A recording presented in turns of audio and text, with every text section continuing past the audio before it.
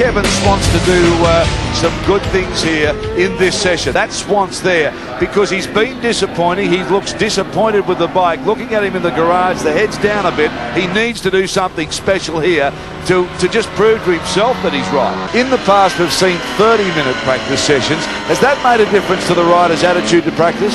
I think it probably has. I mean, we only started in Japan a couple of weeks ago, but I think that we find now the opening 10 minutes, quarter of an hour, are not quite so frantic, not quite so frenzied as they were before, and the riders bed themselves in just a little bit more. And Schwantz, I'm sure, will be doing just that, though. As we said, I think Schwantz is the one man at the moment who wants to get out there and get in some quick laps. The temperature now, by comparison to this morning's session, has gone up, I should think, at least 5 degrees. So I reckon, I watched the whole morning session, and I reckon that Rainey and any of the guys are going to really struggle to go any quicker, because with this temperature the engine doesn't produce as much power, and also the tyres don't work as good. It was interesting, I spoke to Kevin Schwantz after the first practice because he didn't look too happy at all, and apparently he'd done virtually the whole session with the same tyre on, came in to flick a new one on for the last sort of couple of minutes to go out and stick in a flyer, and they bunged in another old tyre, so he wasn't very pleased. 27 years of age, Kevin Schwantz, 86 Dutch Grand Prix with his first win, but this man really makes a motorcycle talk and walk. He really just uses all of the road.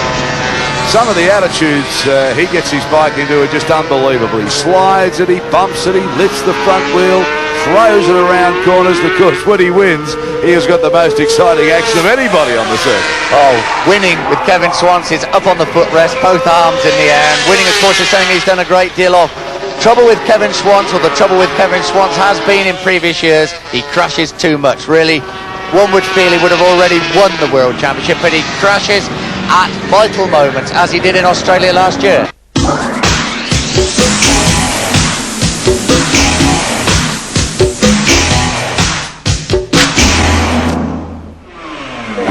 Ask bike fans what they think when you say Schwantz, and they'll say crash.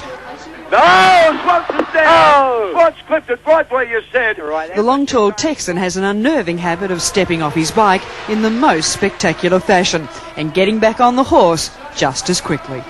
Well, I think one way you can look at it is compare how many other Suzukis have won Grand Prix in the past 3 years as far as my teammates and people like that. I think I just push the bike a lot harder than anybody else does, and you know, when you ride a bike to 100 or 110%, accidents are going to happen. You're going to make those little mistakes that cause you to fall down. Last year, the Lucky Strike Suzuki star finished second to Wayne Rainey in the championship, winning 5 Grand Prix, crashing in 4. Under the 91-point system, riders will be able to scrap their worst 2 races. Many believe that will give the rodeo rider an edge. Schwantz disagrees. Even with the consistent finishes that Wayne put together, even me being able to drop 2 rounds last year, I still wouldn't have won the championship from him. So it favors us in a way, but I think the good guy is going to finish in front in the long run anyway. So far in 91, Kevin's clean, staying upright to win the first Grand Prix of the year at Suzuka. Winner of the Japanese Grand Prix, takes the checkered flag now. You know, we'd had quite a struggle to catch up to the lap times that the Yamaha and the Honda guys have been doing, and I just went there hoping to score good points, and the team really worked hard together, and you know, everything seemed to work fine, the Dunlop tires especially. Here it is. Oh, not again, Kevin Schwantz, not again. Oh boy, oh boy, oh boy. Last year's Australian Grand Prix was a classic example. I was, you know, close to 250k when I hit the ground, and you know, got up and walked away. I had a cracked bone in my foot and a broken little finger, but I have to knock on wood. I really consider myself lucky, and that's what I'm going to try and do, is keep the bike off the ground all year long this year. So all in all, we're in for a very